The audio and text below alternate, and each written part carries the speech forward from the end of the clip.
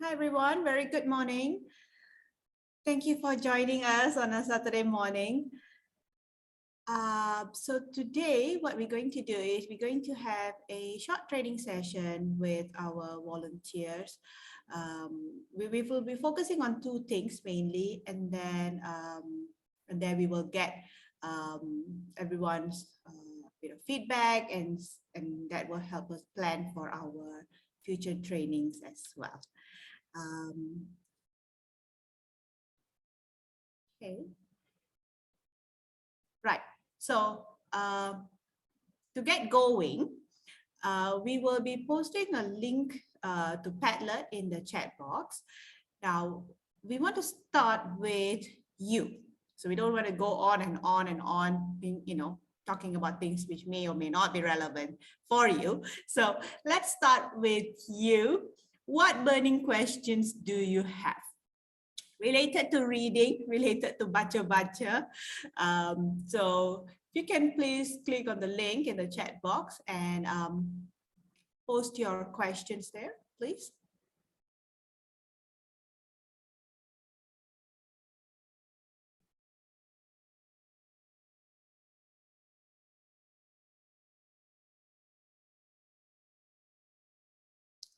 I'm seeing an empty white screen. Yeah, Tiny, your screen is white.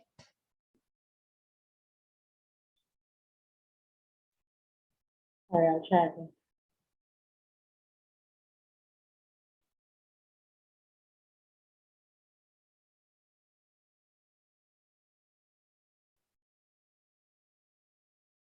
Can you see the Padlet? Yes. Okay, we can see a few people typing.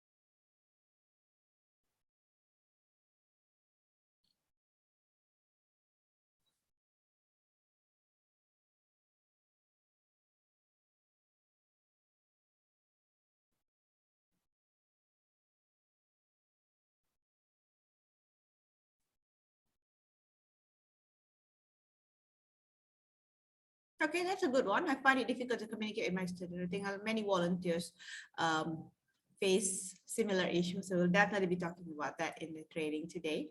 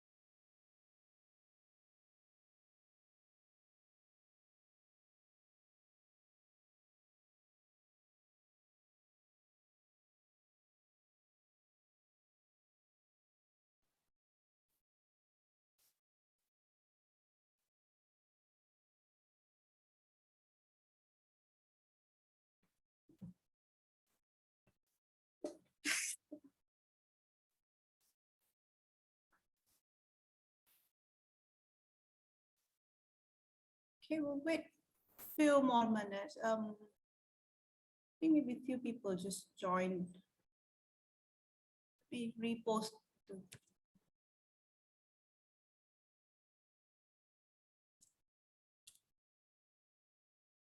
If you just joined the session, what we're doing now is we're just asking people what questions they have for us to respond to during this training. And we've got a couple of very good questions coming up, which I'm sure a lot of people, a lot of volunteers have similar questions, and we'll certainly address them during the training today.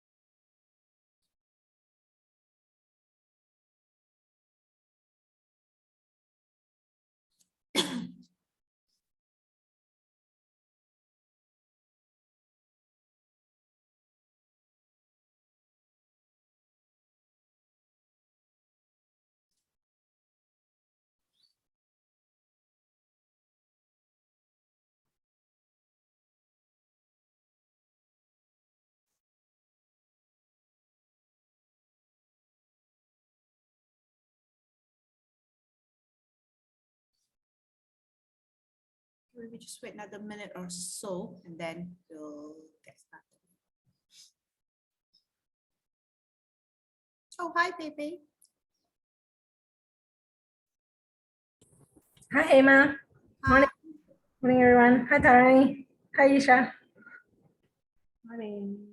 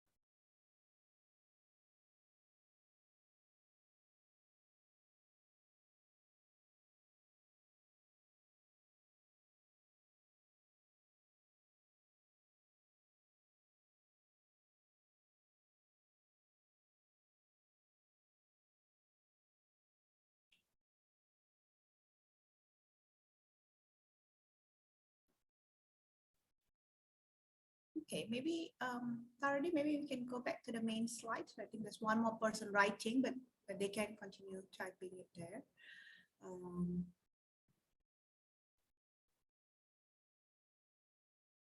Okay, so the next item on our list here is, oops, oh.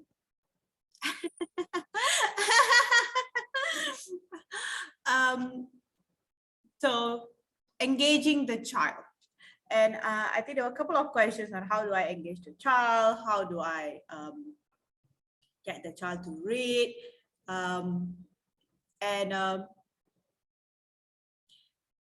We are going to share these strategies and tips, and of course we welcome you to share your own strategies. Those of you who have been using different strategies or techniques, we welcome you to share. You can put it in the chat box, or you can unmute and talk about it so that we can all benefit from this. But I also want you to bear in mind that this is only week 2. So I saw a lot of comments there saying the child is unable to engage, child's very quiet. It takes a bit of time for the child to get to know you, for the child to be a bit more comfortable. So I'm not worried because it's only week 2. So if the child is weak, extremely weak, then it's good, because if the child can already read very well, then the child shouldn't be part of project Baca Baca. So if the child is extremely weak, that's what we're going to work with, right? If the child is extremely quiet, not responding, maybe the child is still afraid, shy, give it a bit more time, and the more the child sees you, right, every week, if by the 2nd month the child is still very quiet and not responding, then I will be worried. Okay, so until then, I think it's still good. So if you are, what I mean is that don't be too hard on yourself. Okay, so you guys are doing a great job. I'm sure you guys are doing a great job. I'm getting regular feedback from Tharani, who's getting regular feedback from Tharani and Isha, who's getting regular feedback from the mentor volunteers as well as the volunteers. So you guys are doing fantastic job. So don't be too hard on yourself. Don't get frustrated the child is not reading yet, or the child is very quiet, the child is not talking to you. This is only week 2, guys. We have 32 weeks, so we've got 30 more weeks to go. Yeah. The first thing that we're going to look at is reading strategies, right? So give them time to read. So it takes time to develop. Encourage them to read daily. I think there was a question, if I remember, how do we sort of inculcate the habit of reading beyond that, 1 hour, 30-minute session, 1 hour session per week? We do want them to read, right? So what you can do is get them to, if you have like 5 minutes at the end, because we don't want you to take up too much of your time, since we promised 30 minutes of your time, right? But if you have like 2 or 3 minutes at the end, if the parent is right next to the child, you can tell the parent, hey, why don't you buy newspaper? People rarely buy newspapers these days, not the online one. If they can afford like a ringgit. I don't know how much newspapers cost these days. I think it's 1 ringgit or 1 ringgit 50 cents, I think. You can buy like Sunday Star or NST, old school technique, guys, but I think it works, which they can then just slightly try to read. Even if they cannot read, they can just look at the pictures. They can just look at the alphabets, try to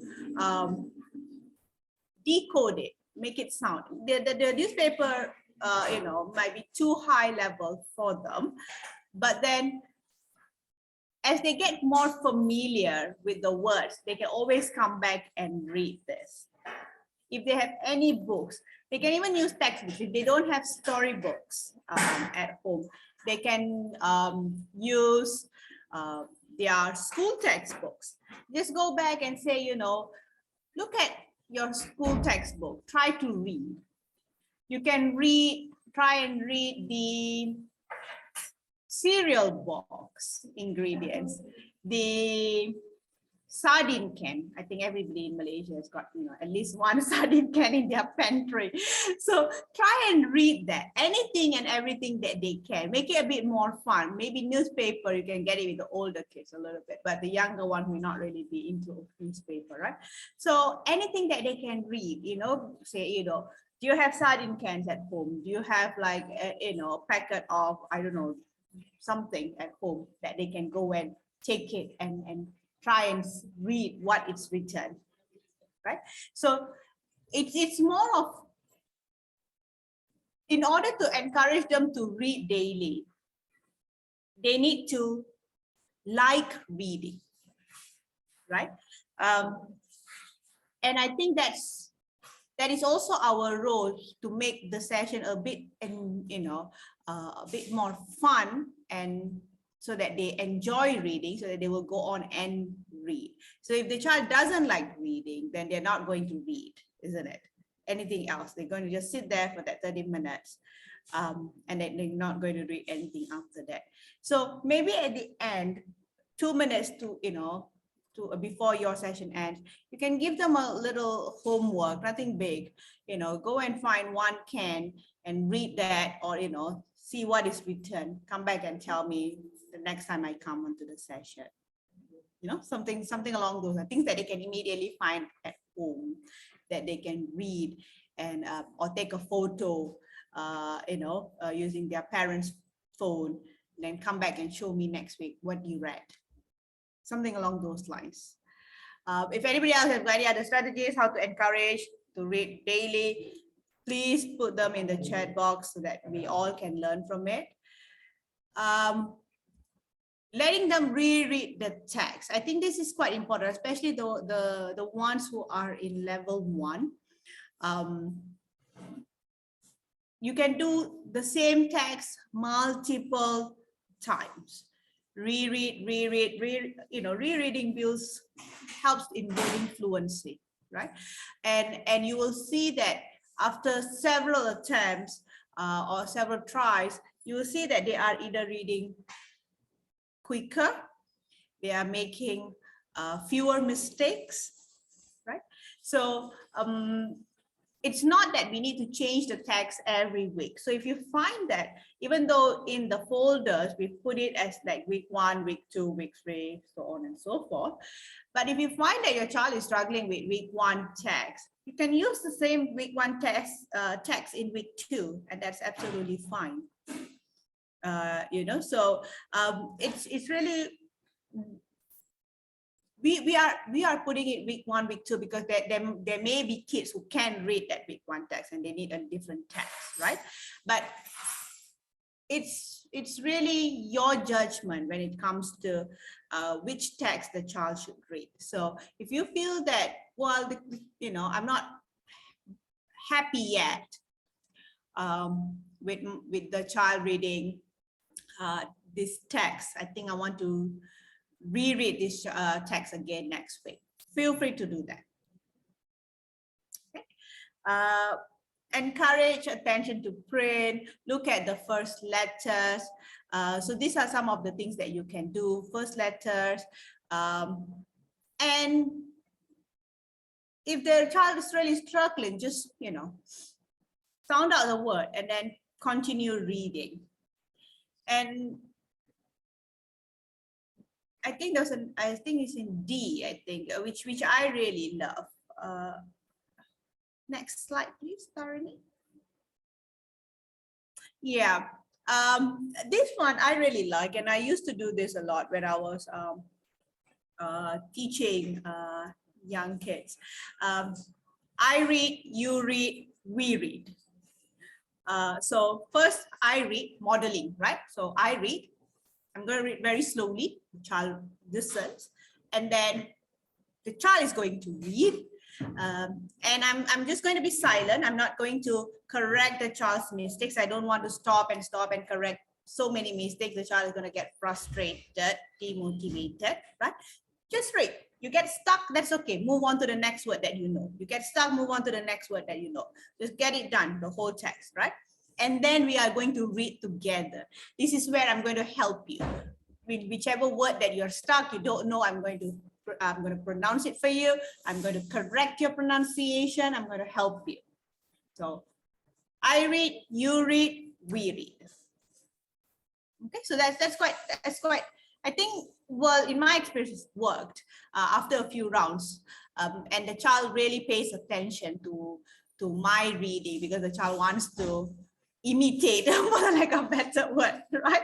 So and I think even last year we've had feedback from volunteers who say that after some time the child imitates even the accent and the style, in reading theories, of course, there are if you read up a lot more on reading, teaching reading, or teaching English, there are pros and cons about modeling, but I think modeling works for children with very low level, simply because they've not really heard of the correct pronunciation of these words anyway. So how can they do something that they don't know at all, right? So that's where we show, and then they can then follow. Okay. And then when it might get to a place where you don't have to do I do anymore. So you can straight away go to you do, we do, right? So it doesn't have to be always I do, you do, I read, you read, we read, right? It can be straight away into you read and then we read together. So it depends where your child is at. Okay. Pepe, yes, if they have internet, go on YouTube, read along with cartoon videos that comes with subtitles. Very good. Yes, thanks, Pepe, for that. Cartoons work wonders too. Realistic expectations. Your session is only 30 minutes. I think I started with this. Don't be too hard on yourself. Don't be too hard on the kid, right? This is week 2. You only have 30 minutes. 30 minutes works wonders. That's why we keep it to 30 minutes. It's short, it's sharp, keep the momentum going. But you will, it's not magic, yeah. it's not like, you know, I do one session this week, next week, you know, child's going to read perfectly well. We wish that's the case, but it is not. So we do it this week, next week, the child would have forgotten. You got to repeat the whole thing again. It takes a bit of time, but trust me, you will see the changes, you will see the improvement. If everything goes well, if it's working, and there are no other underlying problems like the child has got reading problems like disabilities, but if the child doesn't, you will see the improvement by week, at least by the 2nd month or the 3rd month. Yes, thank you, Sohana, for that. You really will. I think Sohana can share later, and she has really seen this improvement, you know, during her sessions. So, but do not underestimate the child as well. Sometimes the child is quiet, not because the child doesn't know. There are 2 reasons why the child is quiet. One, the child is quiet because the child doesn't know. 2, the child is quiet because either the child is afraid of you or afraid of the parent sitting next to them and breathing down their neck. So worth finding out why the child is quiet. So if the child is quiet because the child is not comfortable with you yet, there will be other signs, right? You know, the child is not even smiling, the child is just like looking down, not even, you know, not even having eye contact, right? Then maybe a bit of icebreaker session, like what Pepe suggests, that watch cartoon and sing along to a song together, right? And that could be your session. You don't have to do that on top of the text that you need to do in week 2. So if you, let's say you go into YouTube, let's look at this cartoon and we're going to sing along to this, you know, and that's fine. You take 10-15 minutes to do that, and then you ask them a bit of questions. 30 minutes, good enough. Okay. So that is where your motivation, your guidance, your encouragement will motivate them. Now, if there is something else that is happening that, you know, that's causing the child to be quiet, like the child has reading disabilities, or you suspect the child has reading disabilities, please let your mentor know, or please let Tarani or Isha know. We will see what we can do to help out on that part. Either get them tested, talk to the parents or something. Okay? If the, and I think there was a, and let me just talk about that now too. I think there was a post there on how do I, if I remember correctly, how do I get the parent to, put it bluntly, back off a little bit. Because the parent is just sitting next to the child, and the child is just looking at the parent, wanting answers from the parent. Now, whilst we say, we told all parents that we want them to be around, okay? Because there are several reasons to this. One is to ensure the child is paying attention to the session, especially if the child is using a laptop. We don't want the child to open multiple tabs and looking at other things and not the reading text, right? Or playing on the phone, games or whatever. So we want the child to be monitored, because our volunteers are on the other side, right? We don't know what the child is doing there.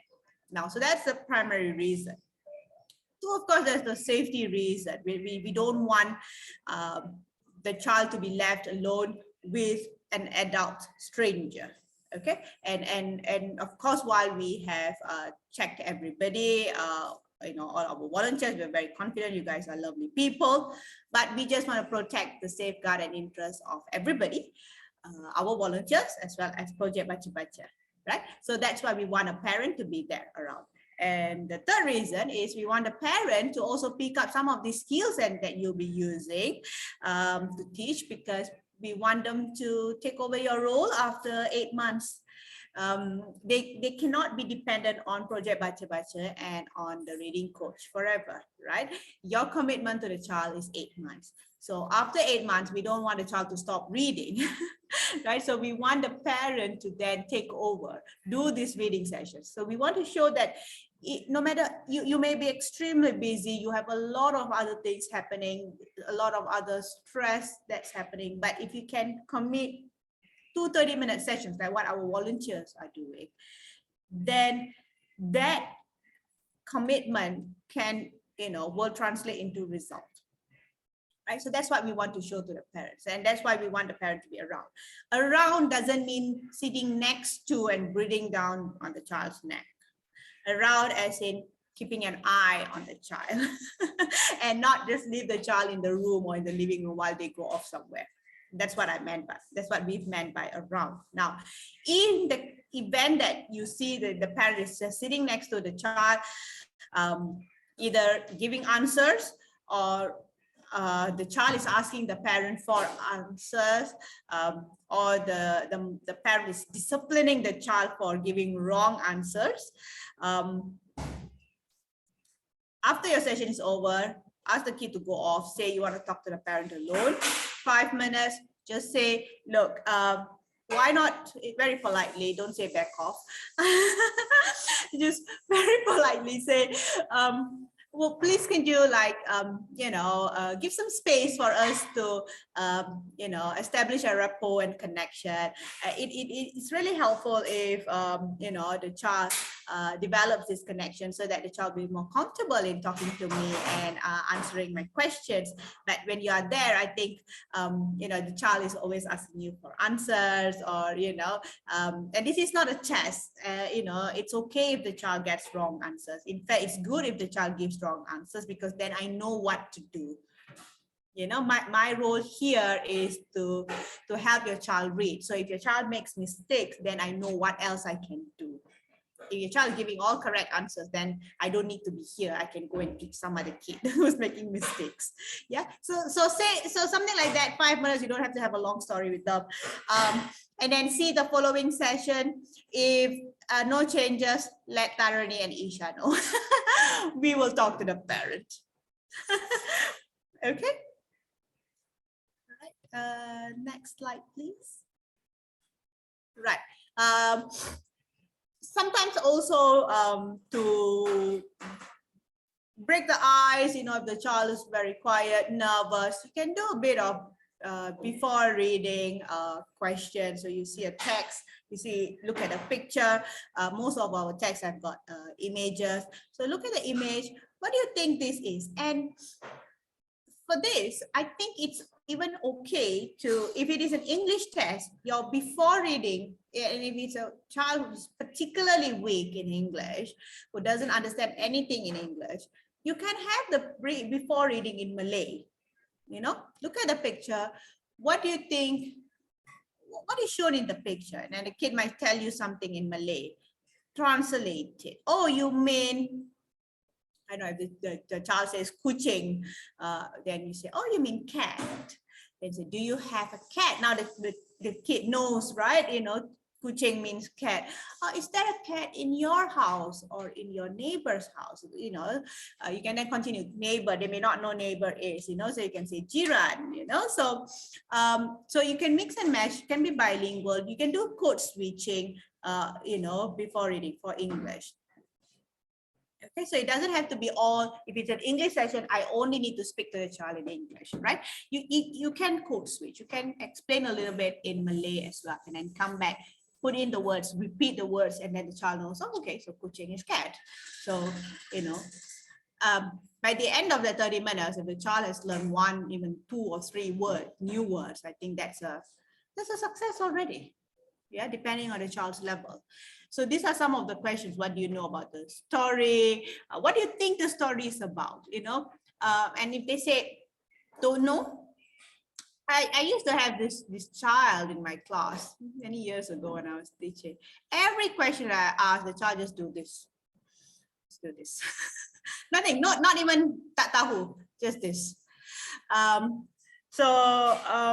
Because I came back from you know, UK, and then, you know, with all these different strategies, and, you know, we don't scold kids, not unlike in our government schools. You know, I think if the child was doing this, that, you know, the other teachers would have scolded him, but I wasn't scolding him, and I was asking him why. But every question I asked is just this. What's your name? This. How old are you? This. You know, so no, refuse to speak to me. So one day what I did was I just sat in front of the kid and I just stared at the kid. I mean, I could do this because I was face to face. Just stared at the kid. I just looked at the kid. After 20 minutes or so, the kid got a bit uncomfortable and started fidgeting because I kept staring at the kid. And then I kept staring, and then 30 minutes the kid smiled, and then finally the ice broke. And then the kids started talking after that. But sometimes kids also want to just push your limit, you know, so there are other things happening also. So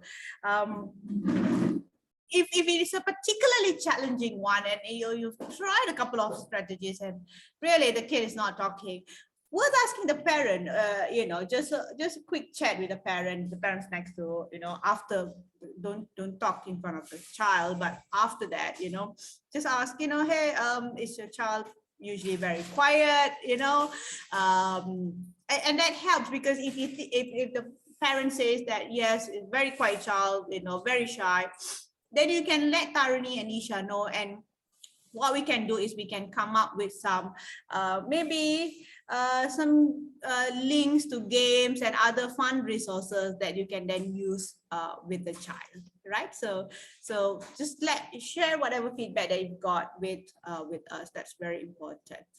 And then during reading also, you can pause. So it's not that you need to read the whole thing one go. You can break it up, right? Read 2 lines or 1 paragraph, depending on the level of the child. 1 paragraph, break, ask questions, and then continue reading, okay? Or 2 lines, stop, ask questions, continue reading, okay? And then after reading. So, you know, questions from comprehension, what happened, to what did you learn, what did you enjoy the most, what do you think about X, X being the character in the story, right? Would you like to do what X did? Can you retell the story using your own words? And this part, if it's an English text, you can do this retelling in Malay too, you know, and just to make sure that the child understood the meaning of the text, right?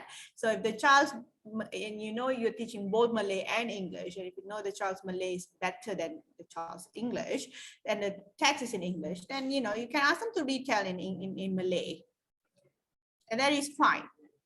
Don't be afraid to code switch in the beginning. Again, if you look at theories, there are a lot of pros and cons on code switching. Some people, you know, swear by code switching. Some say no, code switching make people lazy. I think when we are dealing with very children with low level and our time is short, we don't have a lot of time with the child, I think we can do code switching. Code switching will help, and especially in the beginning, because we don't want the child to be demotivated, don't want to join our session. So we always start with something that is familiar with the child. So if the child is more comfortable with BM, more familiar with BM, then that's fine. Get the child to explain about the text in BM. Yeah. Okay.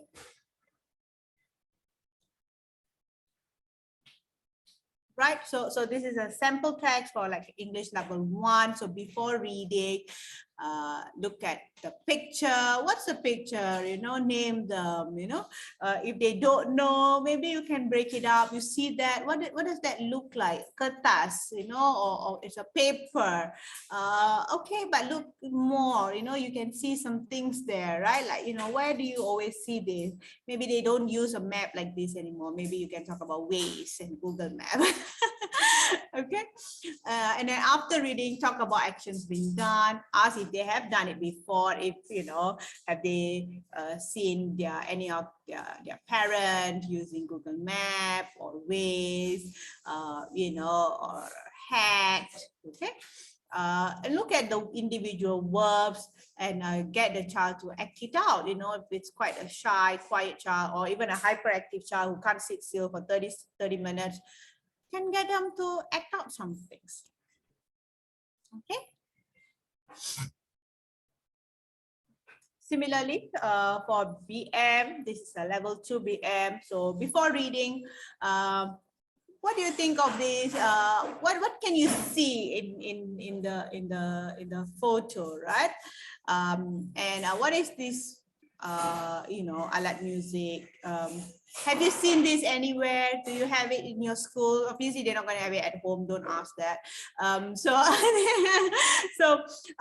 Do you have this at school? If not, where have you seen it? Maybe on TV. I've never seen it before. That is fine, And then if you play musical instruments, you can share a little bit about yourself, that you play musical instrument. You can talk about other musical instruments. Okay, what other musical instrument do you know? If they go to government schools, they all know recorder. That's the only musical instrument we play in government schools, sadly.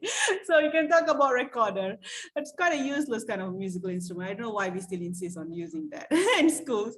And then after that, read with them, go through the comprehension questions. Okay.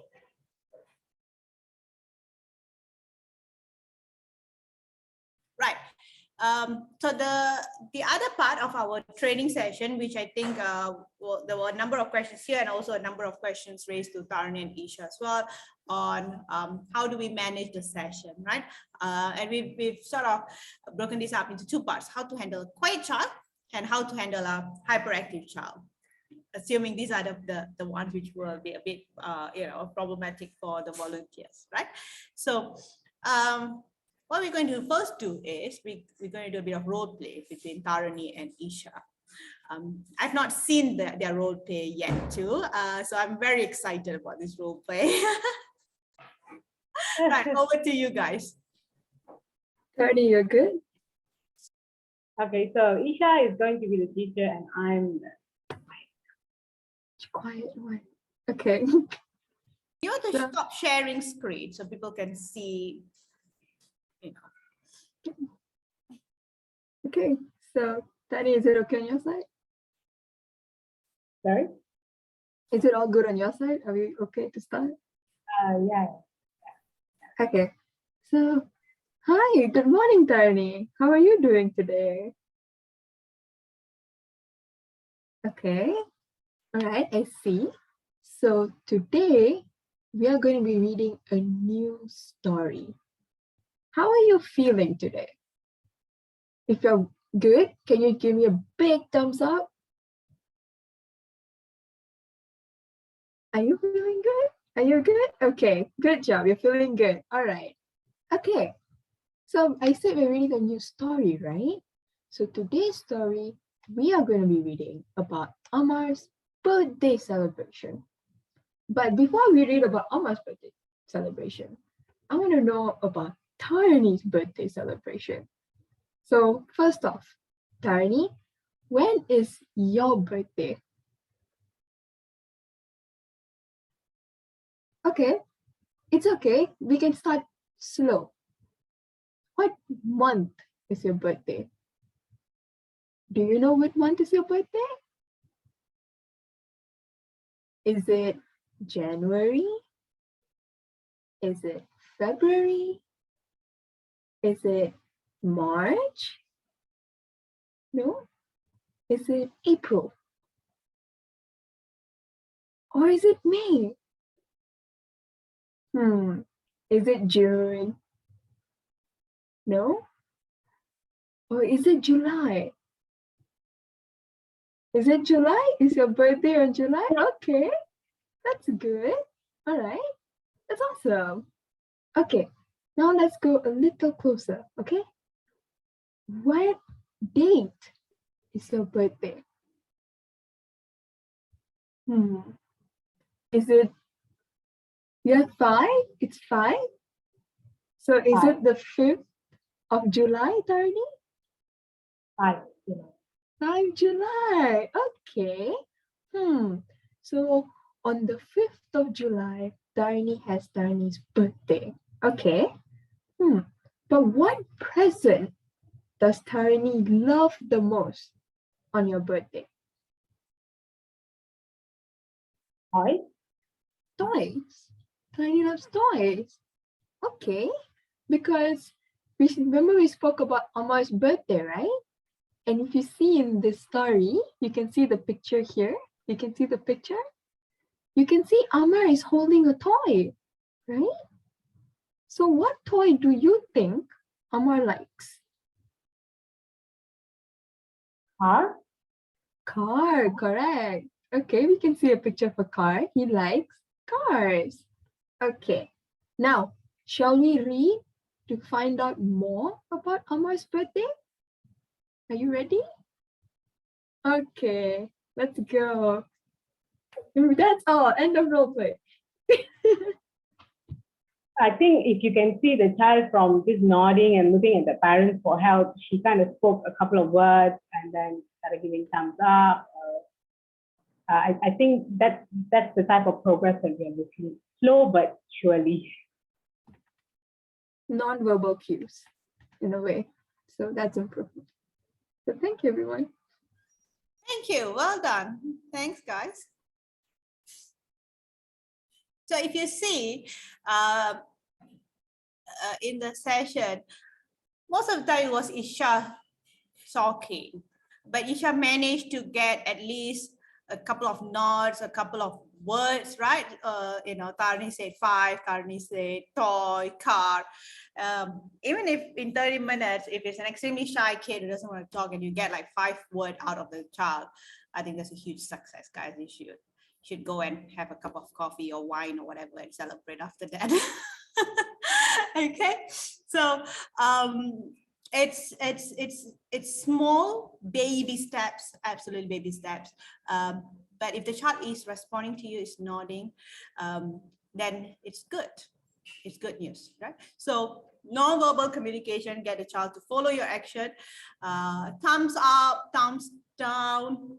Okay, repeat after you. So can you repeat this after me? So you ask, and then after that, you say this, and then after that, get them to repeat, and then only you start asking them questions. Okay. Sometimes, if the question is in English, they may not know what the question is, so that's why they keep it quiet. So you may want to ask them in Malay, and then repeat the question in English, so that they know what the question means. Now they just need to find the answer in English. Okay, so don't be afraid to switch between Malay and English. How to handle a hyperactive child. Now we're not going to act this out, unfortunately, because I think Tarani is not going to jump up and down. But what we can do is you can provide a form to release energy, right? Children have lots of pent-up energy. Very active, lots of energy.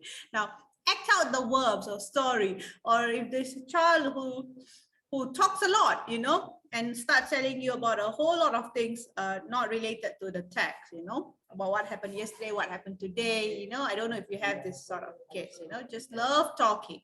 Try and change it, make it okay, good. Let's read these texts instead, and see what are the actions that they can act out, right? Or ask them to draw and then show it to you. Even jump up and down in front of you, that's also fine. If you see that they cannot sit still, and they, you ask them to stand and read, that is fine. Um, Unfortunately, they can't walk because then you won't be able to see them. You've got a limited, frame. But if they want to jump up and down and read, that is also fine. It's not that they need to sit like a classroom and read. Yeah, they can stand and read. As long as it's not endangering them in any way. If they're standing on a chair or table, then better not. But if they're standing on the floor, that is absolutely fine. If they want to jump and read, that's also fine. Not a problem. Okay. Right. What do we have? Right.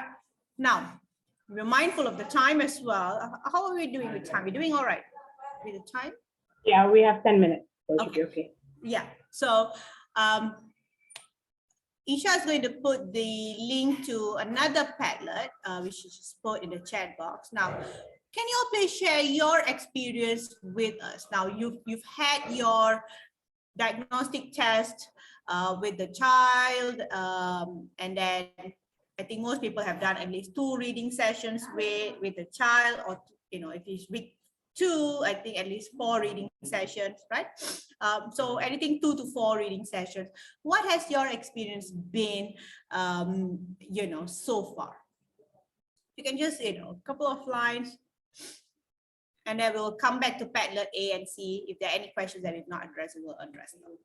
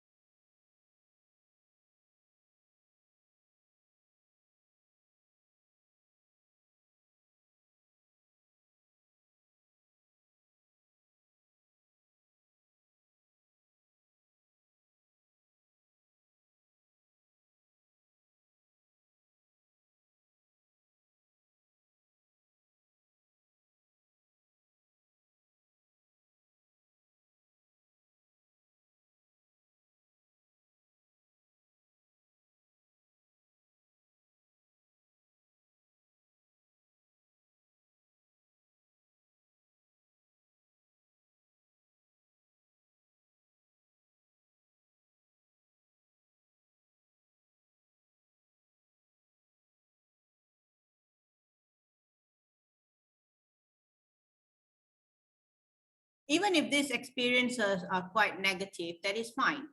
We will keep them, and we will reshare in the next training, maybe a month or 2 months from now, and see if these negative experiences have sort of changed, hopefully, to more positive experience. Yes, right.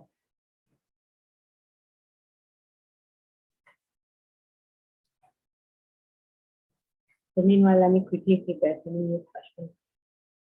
Mhm. So I'll quickly see if there's any new questions that we have to. Difficult to communicate with my student. I think we addressed that. Materials are advanced. Okay, we'll address that in a bit. Present during the session. Okay, reading. Okay. I think it's the alphabet and the pseudo-cutter one, and also the blending. The 2 we haven't answered.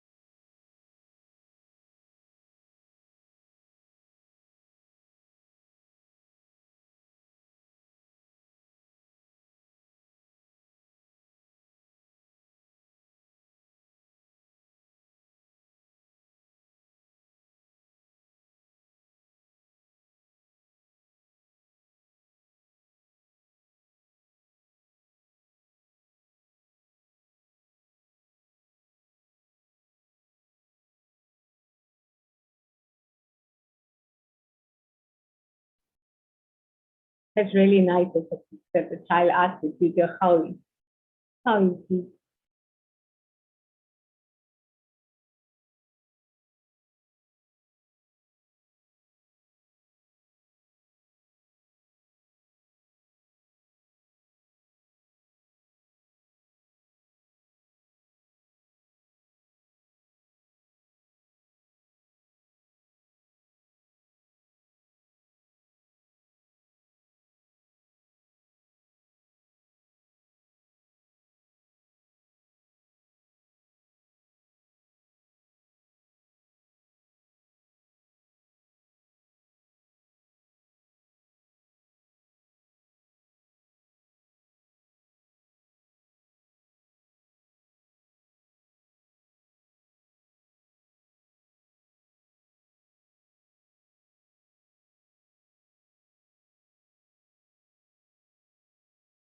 Oh, that's a very good comment there, on the parent sitting next to it. Yeah. To this person, to this reading coach, just give it a few more reading sessions and then see if the parents sort of leave the child, because we don't want the child to be dependent on the parent and um, looking to the parent for answers. So because you're already bilingual anyway, so even if you can't speak Tamil, that is fine. But you can translate in Malay for the child. Malay might be a little bit easier for the child compared to English, right? So if the session is in English and the child doesn't know, it need not really be translated into Tamil, but it could be translated into Malay, for example. Or if the child is not fluent in both languages, not fluent, can't understand both languages, both Malay and English, then maybe showing images would help. If it's something you can quickly draw out, because if you're using like Google Meet or, you can get a whiteboard out and just annotate on the screen. You can just quickly scribble, right? And draw it out for the child, so that would help. And explain to the parent that it's right answer is not important. I think many of us are stuck in this school model that, when a question is asked, you must give a right answer. If the child is not giving the right answer, maybe they are afraid that if the child keeps giving wrong answers, you're going to stop teaching the child. So, parents have this fear because obviously they want the best for their child. They cannot afford tuition classes. So they want the child to show that they are doing well so that you will keep teaching them. So you can explain to them, look, I'm happy the child giving me wrong answers. In fact, I love when my students give me wrong answers. Because I know what I need to work with. Yeah. So I know what they don't know, because if I don't know what they don't know, then I don't know how to help them, right? So it's okay. I'm very happy if they give me wrong answers away. This is not an exam. So, and some of, many of these reading questions that you're going to ask, there's no really right or wrong answer anyway, because you're asking the opinion based. What do you think? Do you have a toy too? What did you get for your birthday? Or what did you do? Maybe try to be a bit sensitive, because if they come from very poor families, they may not get presents or do birthday celebrations like middle class people like us. So be a bit more sensitive on these topics. But a lot of it is more of experience, situation, right? There's no right or wrong answers except for that few comprehension questions, and that is fine. If they give a wrong answer, you can ask them, why did you say this? And so that you know what they are thinking, and you can work with that. Okay, not shy, very responsive, pretty well. Okay, motivated.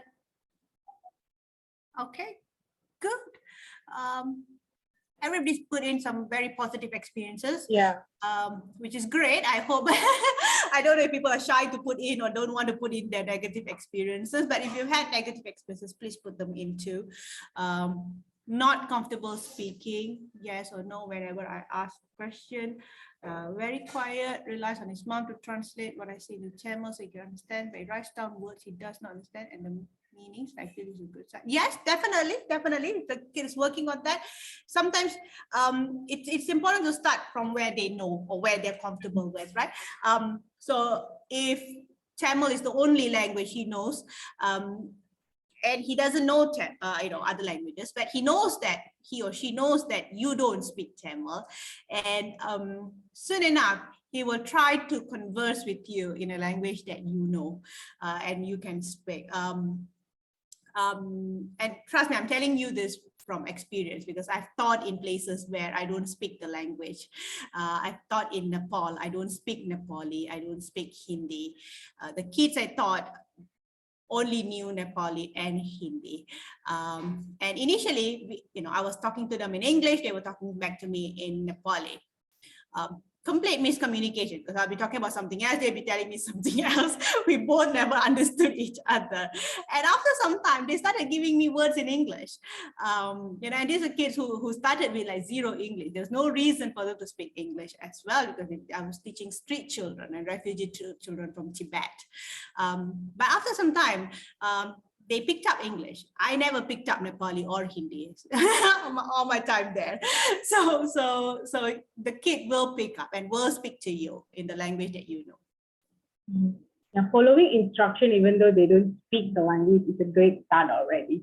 Yes, it shows that they understand. They may be a bit shy to speak it, but they can understand. That's why they're following your instructions. So that's a great start. Okay, I know it's past 11, 5 minutes past 11. So if I see people typing, please do continue typing, but we don't want to keep everybody waiting, and it's a Saturday morning. Just the last part here. Before that, can we go to the first Padlet, Tarani? Because the two questions, phonic, which if we can quickly answer. Phonics and do I have to get into it or just get the child to read? It's really up to you. If you want to use phonic and word blending, go ahead. Like I said, there are pros and cons for all of these strategies, right? Phonics is great, but there are also disadvantages in using phonics. We can maybe thoroughly we can have a chat with this person later on as well. And if you do need materials, if you want to go ahead and use phonics, we can supply the materials for you as well. Yeah. Is there anything else that I may have missed out? Alphabet and suku kata, there are children who are unable to read the text because they are unable to recognize the alphabet or suku kata. Okay, so this one we need to know. Also didn't put your name in anonymous. If you can please send a message to Tarani or myself. One thing we need to know is how old is this child. If the child is very young, 6 years old, have not attended any school, preschool, maybe genuinely doesn't know, and and we may need to supply texts which are simpler to teach alphabets and suku kata. Or if the child is a little bit older already, 8 years old, 9 years old, have been in school for some time now, but still unable to recognize the alphabets and suku kata, there might be underlying problems that we need to investigate. So anonymous, if you can send a message to Tarani or myself, that will be great, so that we can find out who this child is. Is there anything else that I may have missed out? Everything else we've addressed, right? Okay. Just the last thing before we let you go, guys. Next week, we will be sending you a link to a questionnaire that we're hoping you can do with your child in the last 5 minutes of the session. This is a literacy questionnaire. We want to try out this. This is the first time that we're doing. We didn't do this last year. We're doing it this year. We want to see also how much the child has improved besides our diagnostic test and the midterm test and end term test. We're sending this, we want to see the literacy being applied in real life situation. Okay, so whatever we teach, reading, we want to see that that is being applied. So this questionnaire is about health, it's about hygiene. Okay, so we want to see if they can read and answer this questionnaire. Now, in the start of this project Baca Baca, we will also give the same questionnaire at the end of our 8 months. What we would like you to do is, in the last 5 minutes of your session, just share this link with the child, ask them to do it on their own. You don't have to help them. If they don't know, there's an option tidak tahu. The whole thing is in Malay. Okay, so there is an option in for each question called tidak tahu. So if they don't know, they can just put tidak tahu. Okay, so don't have to help them. If they really don't know anything, just put tidak tahu, tidak tahu, tidak tahu. We will give the same questionnaire at the end of 8 months and see if the answers have changed, if they can read better and understand better and answer this question.